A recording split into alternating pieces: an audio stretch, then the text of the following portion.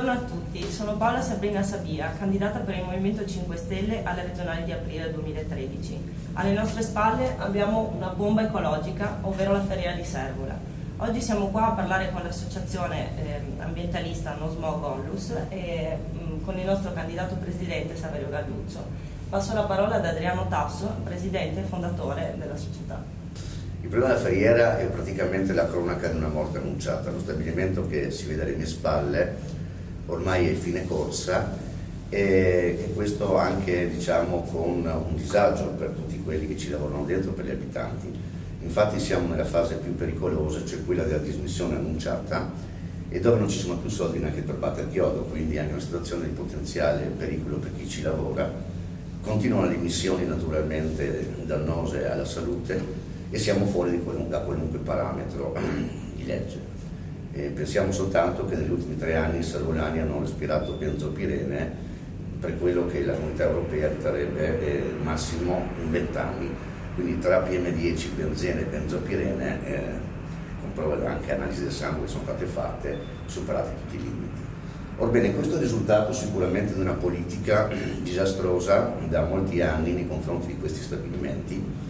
nel senso che la crisi del gruppo era già stata annunciata 3 anni fa con debiti veramente molto forti e oggi abbiamo la scadenza di giugno dove il commissario, la legge Marzano, deve chiudere l'operazione se ci sarà qualche acquirente. Quindi una politica distratta che io spero che il Movimento 5 Stelle invece è tutt'altra pasta, distratta nel prendere decisioni, distratta nel proporre soluzioni, e la nostra associazione quindi combatte questa situazione e vuole fare anche delle proposte. Innanzitutto la zona è di pregio, sono 580 ettari e quindi un pensiero verso una riconversione di questo sito, un sito produttivo diverso, non inquinante. Non dimentichiamoci che la zona è fortemente antropizzata, dicevo, è una ricchezza, 1,5 chilometri di banchina, profondità del mare, come vedete alle nostre spalle il collegamento ferroviario, quindi una zona di pregio. Attenzione ancora una cosa, lo lancio come messaggio ai candidati, che qui ci deve essere una dismissione anche fisica degli impianti,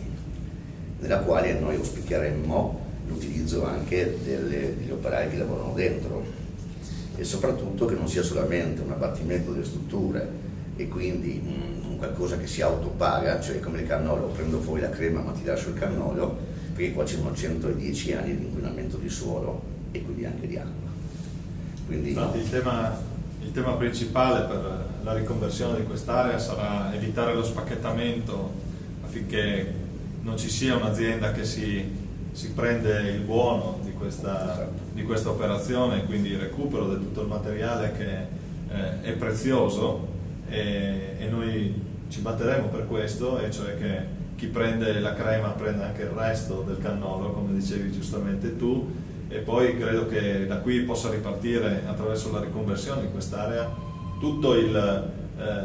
volano economico per Trieste, che ha molto bisogno di industrie qui vicino, di un'industria più sostenibile, dove al di là dell'insediamento ci debba essere anche un'attenzione all'ambiente, altrimenti i costi poi ricadono sulla collettività come sta avvenendo.